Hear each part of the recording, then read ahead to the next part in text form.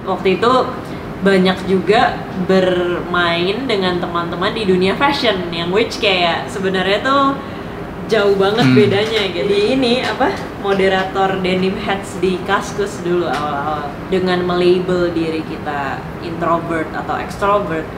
I think it will be apa ya kayak bikin box gitu buat diri kita sendiri. Karena aku tidak pernah melabel bahwa dunia IT ini cowok. Dan aku tidak pernah melabel bahwa ya gue nggak boleh ada di dunia itu gitu kan. Mulai itu namanya Pentul Studio yang tadi aku ceritain itu umur 21 tahun mas, kayak ya masih unyu banget ya. 2 tahun di Gojek itu rasanya udah kayak 10 tahun mas, tapi di Gojek itu aku baru paham yang namanya bekerja tuh harusnya bukan bekerja tapi knowledge penting, tapi experience itu juga yang jauh lebih penting. Bener. Jangan jadi individualis, tapi kita harus jadi team player gitu. Selamat datang ke Cakap Startup, video podcast dari Gerakan Nasional 1000 Startup Digital yang membahas sisi terpenting dari startup, yaitu manusia di baliknya. Kamu akan mendengarkan cerita, pengalaman, tips, dan juga curhatan para pegiat startup digital Indonesia. Jadi, siapkan mata, hati, dan telinga, dan ayo simak percakapannya.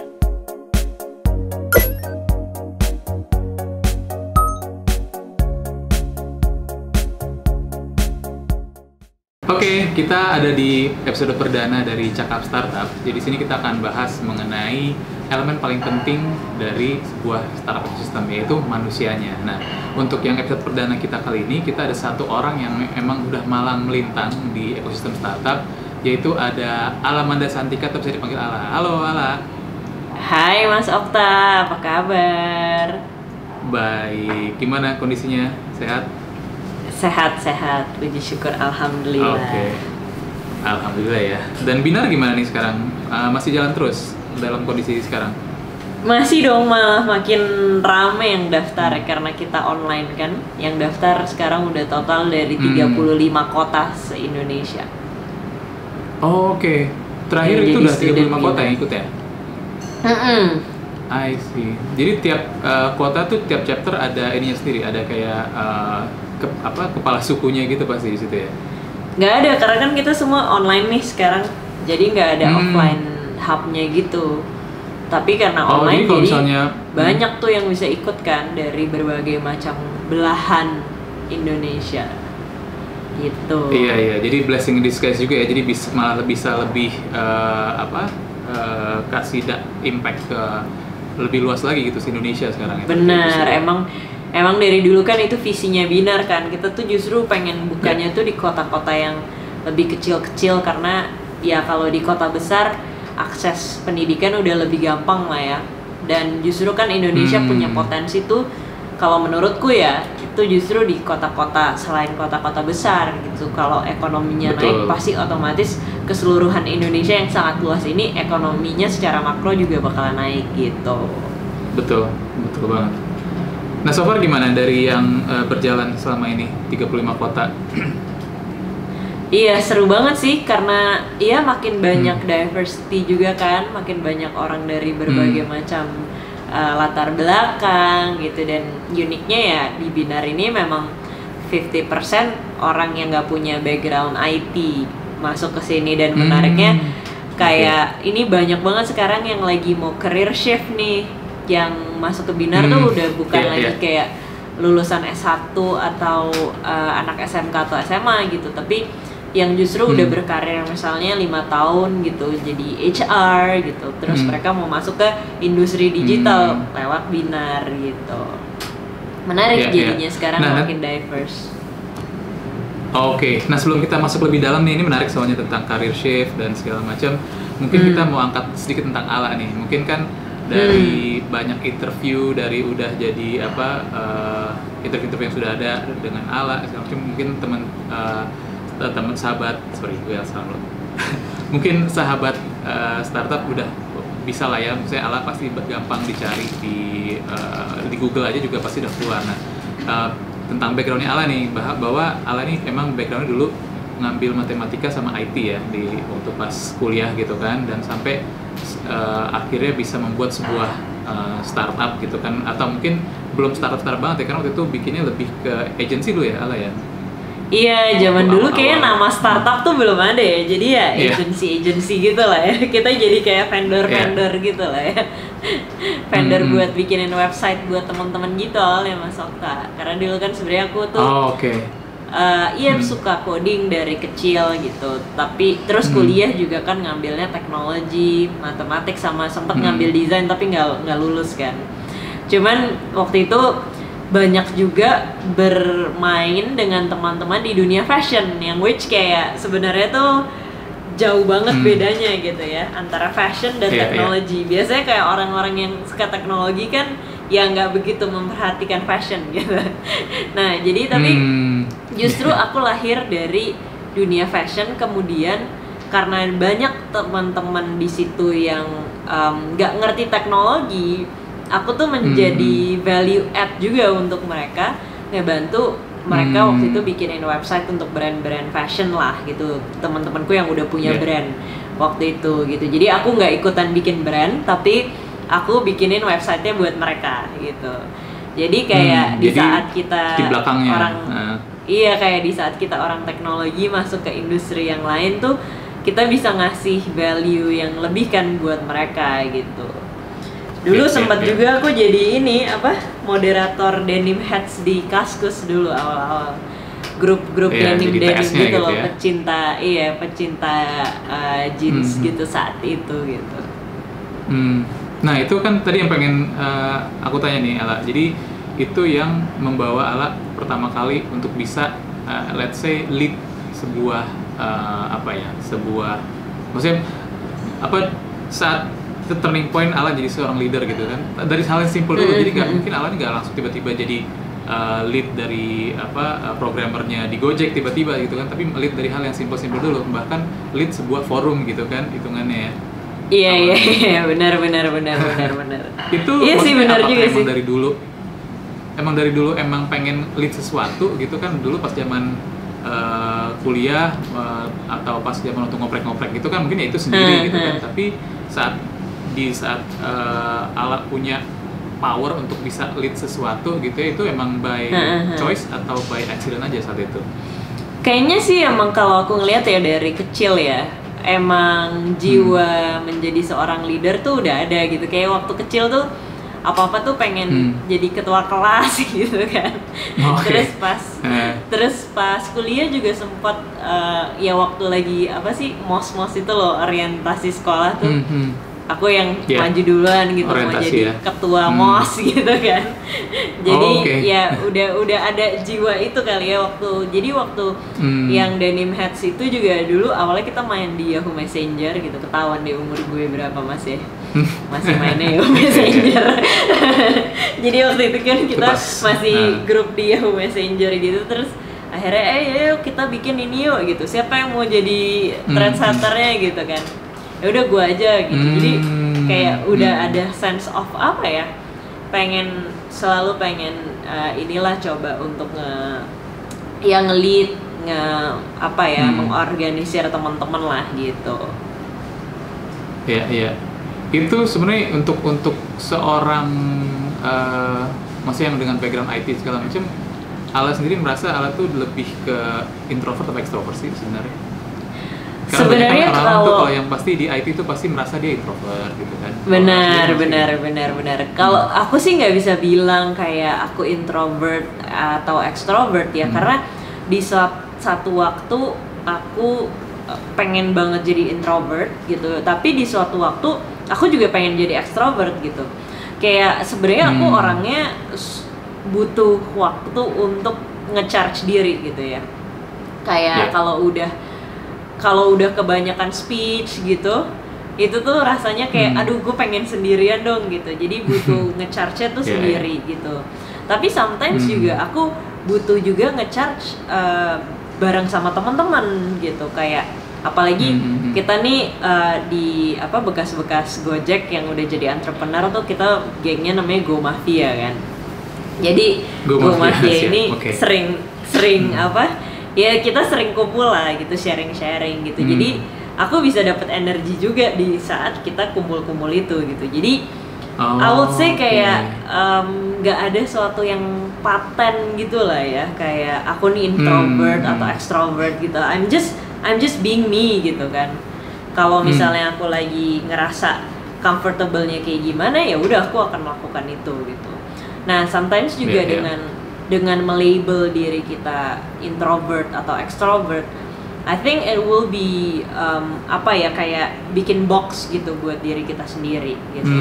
Kalau kita mikir kayak, oh gue terlalu introvert jadi gue nggak bisa berkomunikasi sama orang gitu. Nah, Iya, iya. sebenarnya mindset yang kayak gitu yang harusnya di shift gitu kan. Kalau misalnya ngerasa introvert ya udah just embrace gitu. Tapi suatu di saat kita harus keluar dari kenyamanan sebagai introvert, kita juga harus bisa juga gitu. Kayak Iya, gitu iya. sih, Mas Okta. Mungkin karena itu juga kali ya, karena kalau orang yang mengklaim dirinya introvert itu dia ya tadi Ala bilang mengkotakkan itu kan, jadi dia nggak mau keluar dari kotak itu. Yes. Jadi saat ada Betul. challenge kayak misalnya Ala gitu, coba mau jadi ketua kelas mau nggak gitu, ya what the hell, coba aja lah gitu, kapan lagi gitu kali ya, mungkin kayak Iya. mindset seperti itu juga mungkin perlu Bener. dicoba juga gitu, karena kalau kita selalu melabel diri kita introvert nggak bakal coba tahu kalau kita sebenarnya tuh juga punya sisi ekstrovertnya gitu, dan itu sebenarnya Ini- berguna di saat tertentu gitu ya. Betul, dan ini sebenarnya applies juga ke masalah wanita di dunia IT, ya kan. Nah, Ya, terus ya. juga makanya aku nggak begitu terlalu sering ngomongin women empowerment gitu, karena di saat kita ngomongin itu tuh sebenarnya udah otomatis kita mengotakkan diri kita sendiri sebagai women yang harus Iya. di-empower gitu kan. Nah, sedangkan kayak ya kalau misalnya kita mau keluar dari hal tersebut, ya kita nggak harus melabeli diri kita gitu. Apalagi itu sih, aku sering banget kan ditanya kayak kenapa sih kok Ala ada di dunia IT sedangkan itu kan dunianya cowok, karena aku tidak pernah melabel bahwa dunia IT ini cowok, dan aku tidak pernah melabel bahwa ya gue nggak boleh ada di dunia itu gitu kan. There's no gender in technology gitu ya. Benar banget. Ya, ya. Nah ini saya pengen nanya hal yang kontroversial nih lah. Kan sekarang mulai banyak nih sebenarnya women founder segala macam. Itu menurut Ala itu muncul karena adanya forum-forum yang kayak tadi Ala bilang, forum-forum yang spesial untuk ngomongin wanita di dalam teknologi, atau emang itu udah by default sebenarnya ada cuman nggak ke-expose aja. Itu agak kontroversial tapi pengen tahu pendapatnya Ala aja. Iya, sebenarnya sih bukan cuman dari community gitu aja kali ya Mas ya supportnya ya. Lebih dari kita sebagai seorang leader juga. Sometimes kita juga masih punya keraguan gitu kan. Ini aku ngomong dari dua sisi ya, antara leader dan si employee tersebut lah yang wanita gitu. Nah, dari sisi leader kita juga kadang-kadang punya keraguan gitu secara tidak sadar, kayak ini cewek bisa apa enggak sih gitu. Dan dari si wanitanya itu sendiri gitu kadang-kadang juga punya keraguan atas dirinya sendiri juga gitu. Nah, ini sebenarnya yang lebih banyak terjadi yang aku lihat ya, karena aku memang cuman 10% lah total tim teknologi yang pernah aku lead itu women-nya tuh cuman 10%. Tapi dari sampel itu yang setiap aku mau naikin mereka untuk jadi lead gitu, mereka tuh pasti ragu sama dirinya sendiri gitu. Dan sometimes they feel like gue tuh butuh dibantu gitu. Jadi itu mungkin udah unconsciously ya, itu terbentuk karena society kita. Jadi di sini wanitanya itu sendiri yang juga mesti benar-benar keluar dari sana gitu, dari belenggu itu gitu kan. Dan again balik lagi tentang community, sebenarnya nggak tahu ya, aku sendiri juga nggak pernah ngeliat banyak community entrepreneur wanita sih so far ya di Indonesia ya. Ya. Oke lah, sekarang kita coba balik lagi ke waktu pas Ala mulai di dunia IT ya, waktu jadi trendsetter, akhirnya ngebantu bikin website dan segala macam. Itu itu belajarnya gimana sih, maksud prosesnya kan, apakah emang ada waktu itu emang ada komunitas yang emang seneng ngoprek-ngoprek bikin website kayak gimana? Karena dulu kan mungkin nggak terlalu banyak tuh yang namanya program-program yang ada kayak sharing session kayak gitu, karena mungkin teknologi aku juga masih sedikit. Itu gimana sih belajar waktu itu, awal mulanya gimana? Iya, jadi zaman itu sih bener yang Mas Okta bilang, masih dikit banget Mas. Aku aja belajar dari satu buku di Gramedia tuh cuman ada buku itu doang. Buku tentang coding website ya waktu itu, dan dia tuh punya CD isinya source code gitu. Itu simple banget, aku benar-benar ngoprek dari source code itu aja sih. Terus yang kedua adalah sebenarnya gini, cara belajar yang aku temukan untuk diriku adalah, dan sebenarnya ini yang kita research juga ya di Binar ya. Jadi kita sempat nge-research kayak orang-orang yang jago itu, yang jadi engineer yang jago tuh gimana sih caranya. Yang paling efektif itu di saat kita punya project yang harus dikerjakan gitu. Dan sometimes ada yang lucu, waktu itu kita interview beberapa engineer, dia tuh sampai pura-pura dapat project gitu dari klien gitu, terus padahal nggak ada, padahal itu ilusi doang gitu, dia bikin tapi dia define sendiri gitu, kayak oke, nih kita pura-pura dapat project, terus kita bikin Trello gitu, ya udah kita kerjain. Nah waktu itu juga aku yang kulakukan adalah ini, maaf ada Sidu ya di sini. Sidu say hi dulu. Hai. Udah Sidu sini ya. Iya, jadi waktu itu waktu itu aku juga awal-awal ya benar-benar belajarnya tuh dari project based learning lah, bahasa orang edukasinya gitu lah ya, project based learning.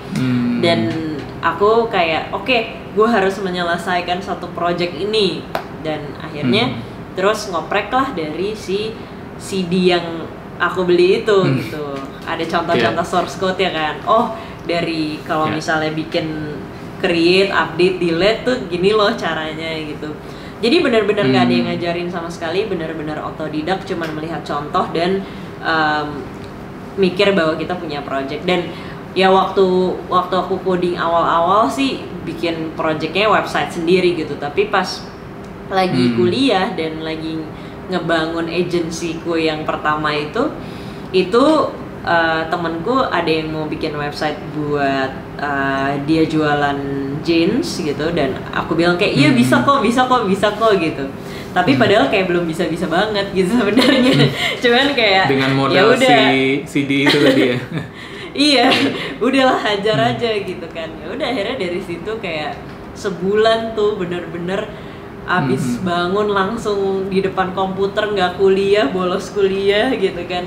Bener-bener ngoding website itu aja terus gitu. Ya udah, akhirnya sampai jadi. Terus karena website itu akhirnya aku dikenal di kalangan fashion itu, aku bisa bikin website, akhirnya benar-benar word of mouth gitu, orang-orang tahu nih si Ala bisa bikin website. Akhirnya sampai aku karena udah nggak bisa ngerjain sendiri semuanya, akhirnya aku bikin tim gitu. Dan dulu tuh ya dari ngedesain sampai nge-coding, waktu zaman dulu juga kita masih pakai Flash gitu kan, masih yang kayak gambarnya bisa gerak-gerak gitu kan. Itu juga aku ngerjain sendiri gitu. Jadi dari A sampai Z itu aku ngerjain sendiri. Dan ya waktu itu karena udah banyak banget order masuk, ya udah akhirnya bikin tim lah gitu ceritanya. Nah tapi kan kalau misalnya dibandingin zaman dulu sama sekarang, kalau di Binar sekarang kan kalau ada yang bikin kayak gitu, ada mentornya nih yang ngasih tahu, oh ini benar atau salah, dia ada yang ngasih tahu. Dan dulu Ala tuh gimana yang ngasih tahu bahwa yang Ala laku itu udah bener, itu apa belum, itu siapa? Maksudnya kan selama ini kan kerja sendiri dan ada tim, tapi kan yang apa quality check dan segala macam itu siapa gitu? Gak ada, jadi aku bikin sendiri, yang quality check sendiri juga gitu. Dan ya waktu itu apa ya, kayak cravingnya adalah di saat kita menemukan hal yang salah dan menemukan solusinya, itu yang benar-benar kayak bikin aku tuh terus semangat belajar justru gitu. Cuman kalau sekarang memang kayak di Binar misalnya ada mentor gitu, mungkin lebih kepada ini ya, update mengenai teknologi apa aja yang baru, karena dulu ya cuman satu source doang adanya gitu kan, jadi masih kita cuman ya udah di buku itu tuh ngajarinnya PHP doang, ya udah PHP gitu. Kayak gitu sih. Kalau sekarang kan mentor lebih kepada ya kayak ngasih tahu ini loh ada banyak bahasa, kemudian kayak kamu pertama belajar ini dulu, abis itu belajar ini gitu, dikasih tahu gitu pathnya. Kalau dulu kan aku bener-bener blank kan, oh ini ternyata ada yang namanya database gitu, even dulu nggak tahu database itu apaan gitu kan, akhirnya ya belajar sendiri, oh ini buat nyimpen datanya tuh di sini ya tempatnya gitu. Lebih nge-speed up aja kali ya mentor tuh sebenarnya ya. Oh, speed up prosesnya ya, proses belajarnya. Iya, karena mereka kan bisa ngasih experience juga kan. Karena kayak di tim binar gitu ya, misalnya tim teknologiku gitu ya. Kita tuh punya advisor yang udah sangat berpengalaman untuk sebenarnya meminimalisir kesalahan-kesalahan yang pernah dia lakukan, jangan kita lakukan lagi gitu. Sesimpel ya Mas ya, kayak sesimpel misalnya di app itu kan pas admin lagi ngupload sebuah banner lah, sebuah gambar gitu ya, sebuah gambar produk gitu. Nah si image itu kan perlu di resize gitu. Image itu perlu di resize supaya ngelutnya kan nggak berat gitu. Nah hal simple kayak gitu yang kalau misalnya nggak ada mentor, mungkin orang blank gitu tentang hal-hal yang kecil-kecil seperti itu, yang sebenarnya hal kecil yang seperti itu yang nantinya tuh kalau misalnya kita baru tahu dan itu salah, itu ribet banget gitu kita ngebenerinnya gitu, udah keburu sistemnya udah gede, image yang diupload udah banyak banget gitu. Nah kayak gitu-gitu sih sebenarnya yang kita perlu dari mentor. Sama sih nggak cuman dari sisi coding ya, mentorku di kehidupan di entrepreneur itu juga lebih kepada ya mereka, aku lebih observe kepada mereka nih cara ngelitnya kayak gimana dan mana nih yang baik dan mana yang mungkin kalau suatu hari aku jadi leader aku bisa lebih improve lah daripada beliau gitu misalnya. Iya, makanya mungkin itu juga yang mungkin memutuskan Ala untuk akhirnya saat udah berjaya nih dengan company-nya, mungkin untuk bekerja di bawah orang lain itu ya waktu itu ya? Iya, waktu itu udah company-ku udah jalan 2-3 tahun lah ya. Terus iya karena waktu itu aku juga masih muda banget sih. Aku pertama kali mulai itu namanya Pentool Studio yang tadi aku ceritain itu umur 21 tahun Mas, kayak ya masih unyu banget ya. Masih muda banget gitu, kayak masih belum tahu asam garam kehidupan. Betul, gitu 1 tahun kayak aku juga dulu masih berantakan banget, nggak tahu mau ngapain. Iya kan, masih kepikiran tuh masih ya fun dan ngisi ilmu aja gitu, nggak kepikiran untuk start sesuatu gitu. Iya benar, jadi waktu itu ngerasa kayak kayaknya aku harus belajar dulu sih sama orang, walaupun ya di situ aku bisa udah punya revenue, udah profitable gitu company-nya, udah bisa punya karyawan gitu, tapi disitulah justru aku mikir kayak oh iya aku tuh kayaknya masih belajar dulu deh sama orang gitu. Nah waktu itu kan zaman itu kayak komunitas yang kayak sekarang community startup tuh kan udah di mana-mana ada lah ya, kita bisa ketemu orang dari unicorn itu sesimpel di acara-acara gitu. Terus sekarang udah ada LinkedIn. Zaman itu kan nggak ada kan. Jadi yang aku pikirkan adalah cara bertemu dengan mentor adalah bekerja sama mereka gitu. Aku apply di tempat kantor mereka dan aku bekerja sama mereka gitu. Dan ya akhirnya aku ngelakuin itu gitu.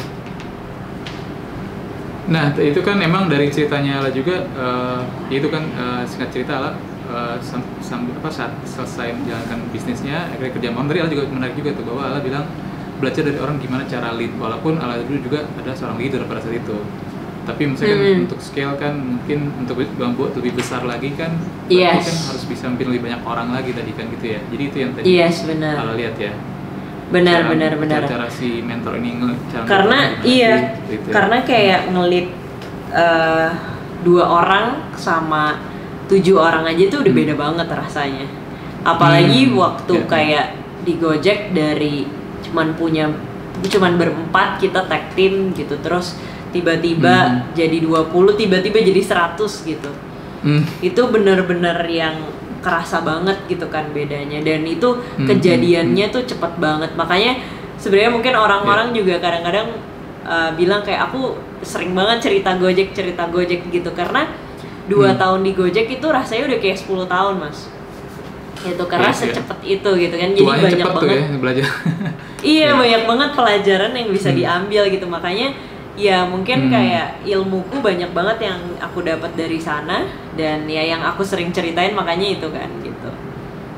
Oke, jadi berarti kan waktu itu Ala ngerasain banget ya yang namanya baru mulai kerja kan 2 tahun tadi Ala bilang ya, masanya tuh dari mulai awal-awal banget Gojek tumbuh dari 5 orang, 7 orang yang ternyata Ala pimpin itu langsung jadi 100. Itu gimana cara belajarnya, adaptasi dan segala macam? Pasti kan tantangan banget gitu, maksudnya dengan waktu itu masih muda banget, terus kayak orang juga ngeliat, apalagi pas saat karyawan nambah mungkin ada yang lebih senior dari sisi umur, itu memimpin orang kayak gitu tuh challenge-nya gimana tuh? Yang pertama sih yang makanya kenapa aku nulis buku judulnya Purpose ya, karena itu benar-benar yang namanya learning drive. Jadi orang tuh memang harus punya tuh learning drive. Di Binar kita juga mengidentifikasi hal ini gitu. Kadang-kadang orang belajar tuh nggak punya dorongannya gitu kan mas. Nah, learning drive aku di Gojek tuh benar-benar my life purpose yang aku temuin di situ gitu, which is ya ternyata aku tuh selama ini mungkin ngerasa kerja sama orang gitu kan, tapi di Gojek itu aku baru paham yang namanya bekerja tuh harusnya bukan bekerja tapi berkarya gitu. Benar-benar kita menciptakan sesuatu yang memang untuk lebih banyak orang gitu. Dan ya itu dia learning drive-ku itu benar-benar my life purpose, benar-benar ngelihat impact yang aku lakukan, aku berikan kepada driver gitu kan. Dan dari learning drive itu sangat bekal yang sangat cukup untuk seseorang belajar sebenarnya. Itu satu. Terus juga kita menemukan caranya kita belajar gitu, how to learn-nya itu tuh harus kita temukan gitu. Dan ya masa-masa umuran pas aku di Gojek itulah sebenarnya menurutku itu sweet spot-nya banget kita tuh untuk menggali ilmu sebanyak-banyaknya gitu. Karena mungkin kerasa juga ya makin umur makin bertambah gitu, itu mungkin kita punya learning pace-nya tuh agak-agak berkurang gitu ya Mas Okta ya. Nggak kayak zaman dulu. Apalagi, mungkin karena kenapa umur bertambah, kenapa konfirmasi ke saya tadi itu? Ketahuan tua nih. Iya kan, apalagi maksudnya kayak pasti orang punya responsibility dalam hidup juga kan, semakin bertambah ya kan. Semakin banyak ya di umuran 30 ke atas tuh semakin kayak orang udah punya keluarga gitu. Jadi sehingga kayak waktu belajarnya tuh udah menurun lah gitu. Nah makanya aku juga ngerasain hal yang sama sebenarnya, walaupun aku belum berkeluarga, masih jomblo ya sampai sekarang gitu kan.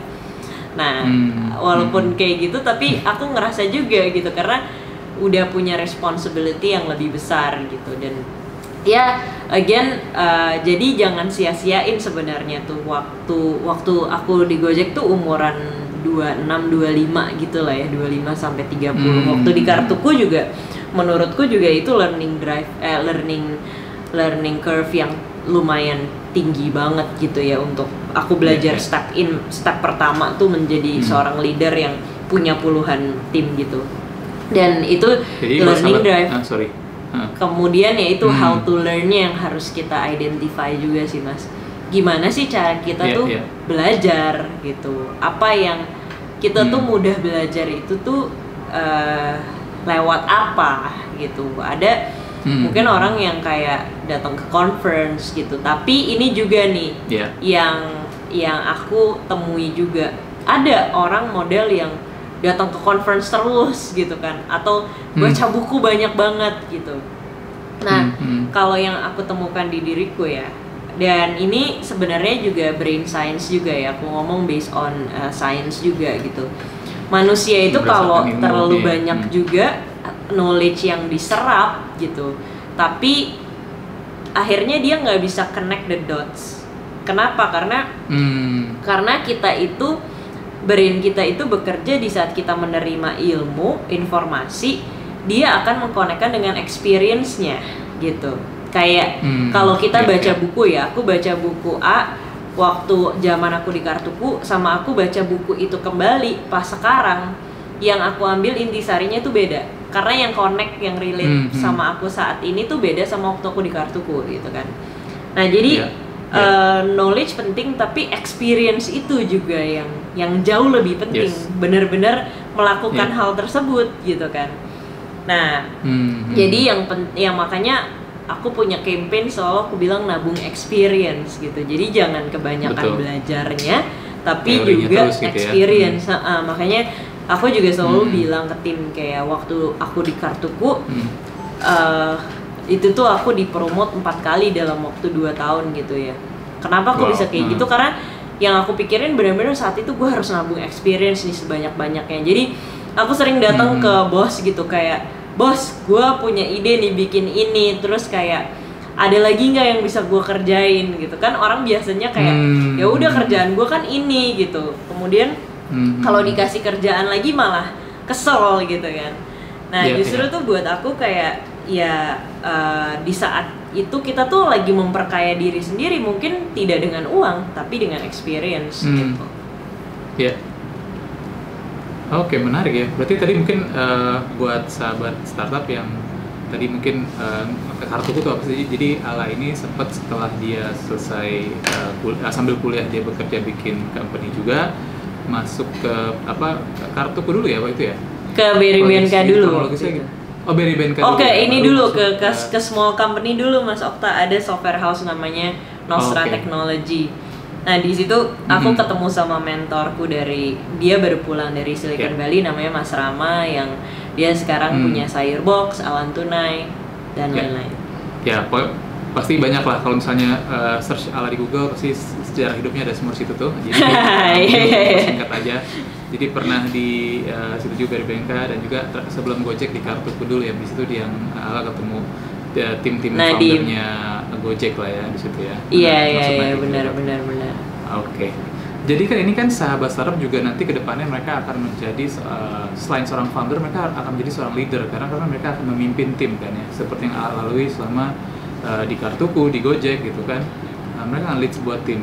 Nah dari sisi Ala nih, pendapat Ala, seberapa persenkah seorang leader tuh harus jago di, maksudnya kayak secara mungkin kalau konteksnya IT jago di teknologinya, dan berapa persen dia harus bisa menginspire. Tadi kan Ala bilang masalah how to inspire, karena Ala terinspirasi oleh mentor-mentornya. Porsi antara technicality dan inspirasi itu harusnya berapa persen sih, dan maksudnya menurut Ala sendiri?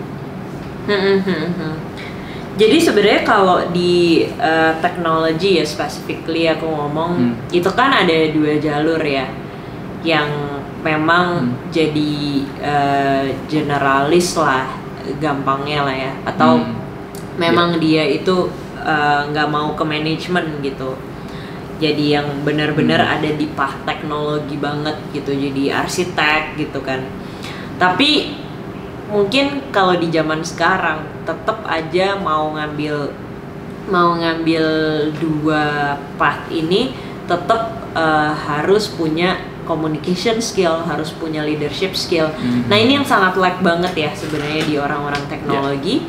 Aku bukannya menjelek-jelekan apa, tapi ini yang aku lihat kenyataannya di Binar sendiri, di murid-murid Binar sendiri gitu. Communication skill itu yang paling sulit gitu ya sepertinya. Jadi again kalau ditanya kayak gitu ya Mas, sebenarnya semakin kita naik ke menjadi seorang leader, aku tuh baru sadar kayak kita nggak perlu tahu semuanya gitu. Kita tuh yang penting tahu fundamentalnya. Karena apalagi ya nih sekarang menjadi seorang CEO gitu di Binar, aku nggak bisa tahu finance karena aku nggak pernah ada di dunia itu gitu. Aku nggak bisa tahu legal gitu. Nah jadi emang dulu aku ingat banget Nadim tuh selalu bilang gitu, waktu itu aku pengen Jadi aku udah berapa kali lah mau keluar dari Gojek, pamit pengen sekolah lagi gitu. Terus dia bilang kayak ngapain lo sekolah lagi gitu. Aku tuh dulu pengen banget sampai PhD gitu kan. Terus dia bilang, gue pengen suatu hari ngelihat lo nge-hire PhD aja lah, nggak usah lo yang jadi PhD, kata dia gitu. Terus dia bilang kayak lu harus selalu nge-hire orang yang lebih hebat daripada lu gitu. Dan ya benar banget gitu, karena sebagai seorang leader kita nggak bisa ngelakuin semuanya sendiri. Kita harus punya eksekutor yang sangat jago untuk mengeksekut gitu. Jadi kita benar-benar memberi arahan dan strategi gitu kan. Nah inilah yang aku pelajari, akhirnya kayak semakin kita tinggi, semakin menjadi leader itu yang kita perlukan sebenarnya lebih bukan technical skill, tapi ke arah managing people dan juga membuat diri kita itu secara spiritual itu sangat jauh lebih dewasa daripada yang dulu, lebih bisa memanage emosi kita sendiri gitu. Dan akhirnya kita tugasnya adalah seorang leader mengunlock potensi dari tim yang kita punya gitu. Jadi lebih benar-benar people skill gitu ya. Untuk seperti technical skillnya itu udah ya bisa dibilang mendingan mereka aja yang ngerjain kalau aku sekarang ya, kayak tim UI UX ku tuh udah jauh banget lebih jago daripada aku gitu. Aku udah nggak ngerti tuh masalah-masalah itu gitu. Jadi semakin tinggi semakin technical skill kita itu tuh harus dikurangin. Yang harus kita gedein itu justru soft skillnya. Gitu sih Mas Okta. Oke. Nah tadi dari cerita tadi kan kalau misalnya sekarang nih buat sahabat startup yang mereka mungkin nggak punya early start kayak Ala dulu, udah mulai leading dari zaman pas kuliah dan sekolah gitu ya, mau jadi ketua kelas mau apa, dulu dia mungkin merasa kayak ya gue seneng coding, ya udah gue coding aja sampai ilmunya udah nggak bisa ada yang dipelajari itu kan tetap gitu. Nah berarti kan at what point mereka harus menyadari bahwa harus mulai diisi nih pelan-pelan nih skill-skill yang namanya jadi seorang leader itu sebaiknya tuh kapan ya? Kalau bilang sekarang sih pasti sekarang ya, tapi maksudnya dan maksudnya mungkin cara accelerate-nya itu apa yang dulu sih perlu dipelajari, mungkin lebih ke shortcut atau yang mungkin Ala tahu nggak apa yang dulu yang paling penting untuk mereka ketahui saat mereka pengen switch kayaknya nggak bisa nih gue akan di coding terus nih, harus mulai ngisi dengan yang tadi Ala bilang gitu kan, itu yang utama tuh apa dulu ya mesti dipelajari? Sebenarnya as early as possible sih, karena sebenarnya sebelum kita ngelit orang kan kita masih ngelit diri sendiri, dan at least kita juga harus berkomunikasi sama tim kita di sebelah kita lah ibaratnya gitu kan. Apalagi kalau teknologi itu kan harus sangat apa ya Mas, kayak ada orang backend ada orang front end gitu. Kalau orang backend sama front end nggak ngobrol habis gitu. Apalagi kayak dan juga jangan cuman ngobrol sama orang teknologi, ngomong sama orang UI UX gitu kan. Nah supaya apa? Supaya kayak simple ya, kayak kalau kita banyak ngobrol sama orang UI UX dan mereka juga ngerti penerapan di teknologinya nanti seperti apa, akhirnya orang UI UX itu jadi tahu gitu mana sih yang effortless tapi yang jadinya tuh juga bagus gitu. Kadang-kadang desainer juga soalnya apalagi kalau yang belum di unicorn ya, kalau yang di unicorn tuh udah ada desain sistemnya lah segala macam gitu, tapi yang belum di unicorn kan mereka bikin hal yang bagus ternyata diimplementasi waktu kita codingnya tuh juga susah ternyata gitu kan.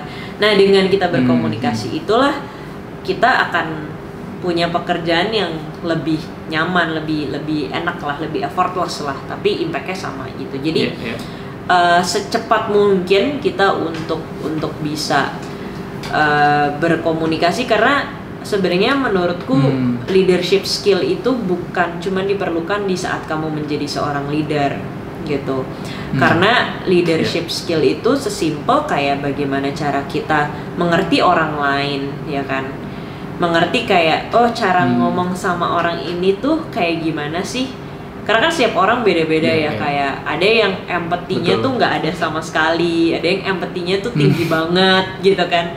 Nah ini juga sebagai CEO gitu ya, ngomong sama orang yang logiknya tinggi tapi empatinya less, sama yang empatinya tuh tinggi banget gitu tapi sometimes logiknya nggak begitu jalan gitu, lebih kayak kesian sama orang gitu tuh, jadi angle berbicaranya tuh bisa jadi beda gitu, tapi walaupun tujuannya sama gitu, tapi cara kita bercerita kepada mereka dan memberikan alasan itu kan beda. Nah, hal-hal seperti itu yang sebenarnya harus dimulai dari sekarang, karena kalaupun belum jadi leader itu akan menjadi bekal untuk kesana gitu. Jadi itu penting banget ya buat sahabat startup ya, bahwa walaupun kita jago dalam bidang yang kita sukain, kita tekunin itu, kalau nggak ngobrol itu kadang malah nggak ada mengebangun empatinya, itu dia lah ya. Jadi empati itu penting banget. Jadi komunikasi bisa menciptakan empati. Jadi biar tahu tuh dengan, karena kita nggak bisa terus kerja dengan orang yang kita pengen aja gitu kan ya. Pasti ada orang yang beda-beda. Apalagi kayak sih, ini sih Mas, waktu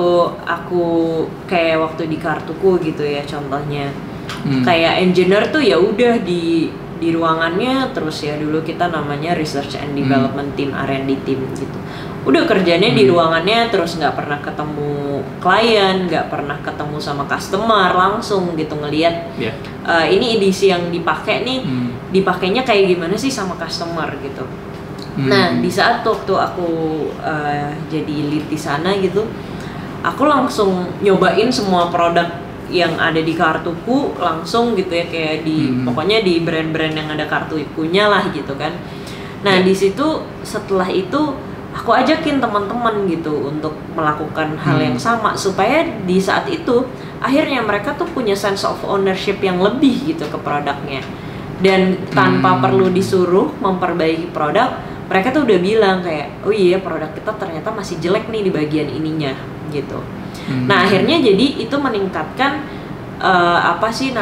semangat kita untuk bekerja, yang tadi aku bilang life purpose gitu. Life purpose tuh bukan cuman untuk kayak life purpose saya adalah membantu orang banyak gitu, sesimpel kayak yang tadi aku ceritain, di saat kita tahu nih, oh iya ya ini tuh edisi yang gue dipakai sama mbak kasir ini, gimana cara membuat hidupnya dia tuh lebih gampang, nggak dikeselin sama customer karena dia nge-operate kasir sama edisinya tuh lama gitu kan. Nah kan hal-hal simpel kayak gitu kan kita bisa dapetin di saat kita mau keluar dari ruangan kita itu, keluar dari depan laptop ngoding terus gitu, melihat dunia yang lebih luas lagi. Ya, terutama orang-orang yang justru menggunakan produk kita seperti apa tuh kayak gitu ya. Betul. Oke, ini pasti kalau ngomong sama Ala pasti nggak bakal ada habisnya, pasti banyak banget yang bisa diomongin, banyak banget bisa digali sebenarnya. Tapi karena keterbatasan waktu nih, Ala thank you banget siap. Ala udah mau sharing, dan semoga terus sukses dengan binarnya, semoga terus bisa menginspirasi juga dan terus bisa menciptakan talenta-talenta yang tidak hanya jago secara teknis tapi juga bakal jadi calon-calon pemimpin juga ya.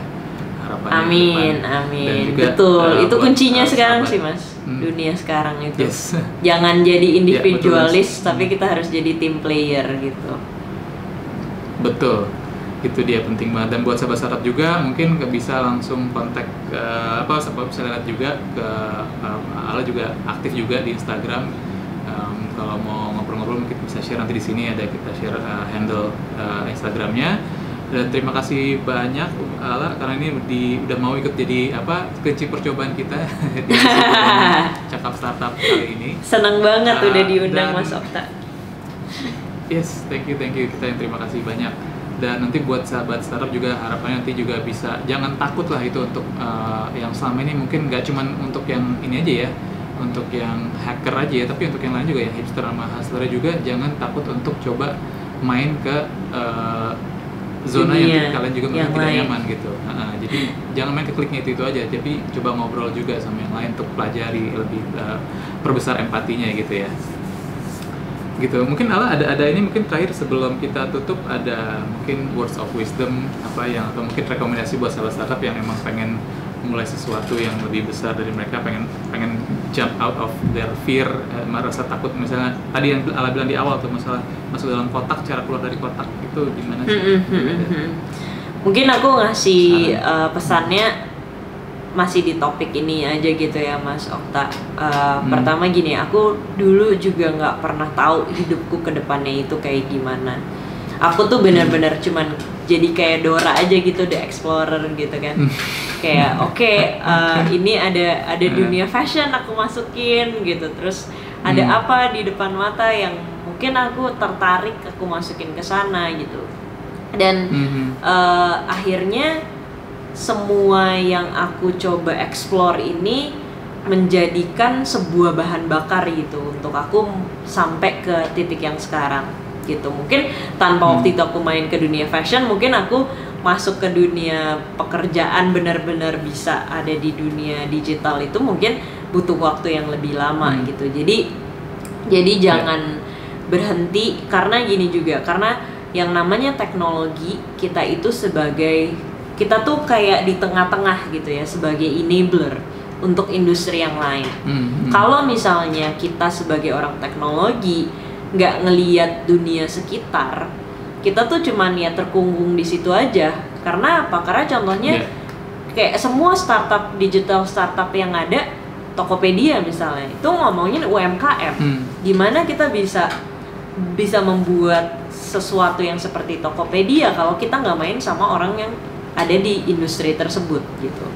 Jadi kita di teknologi ini benar-benar enabler. Jadi kita harus bangetan kita main ke tempat yang lain gitu. Bahkan kalau bisa juga aku ngelihat beberapa entrepreneur yang memang idenya lebih sharp dan executionnya juga bagus di saat dia itu memang pernah nyemplung langsung ke dunia tersebut gitu ya. Misalnya dia pernah kerja di publisher buku gitu, sehingga dia udah benar-benar tahu gitu kan masalah yang benar-benar ada di publisher itu apa. Kemudian dia bisa membuat sebuah solusi yang memang bagus. Karena buat aku juga kadang kita melihat sebuah masalah, ini kan banyak ya orang bilang kayak kalau mau bikin startup tuh lihat dulu pain point-nya apa gitu. Tapi jangan juga kadang terjebak kita melihat masalah kadang baru di permukaannya aja. Kita belum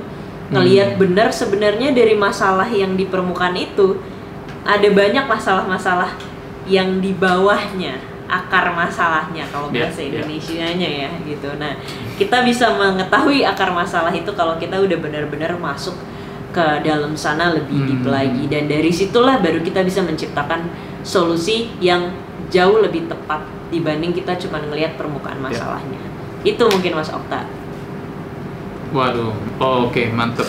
Terima kasih Ala ya atas ininya kata-kata mutiaranya itu, karena pasti dalam masa-masa pandemi kali ini terutama ya, pasti ada lebih banyak kesempatan lagi buat sahabat startup untuk belajar, terutama saat menjadi bekal saat mereka akan jadi pemimpin nanti. Saat mereka bikin startupnya, mereka akan jadi lebih pandai dalam hal milih mana jadi prioritas mereka untuk mereka pelajari ke depannya.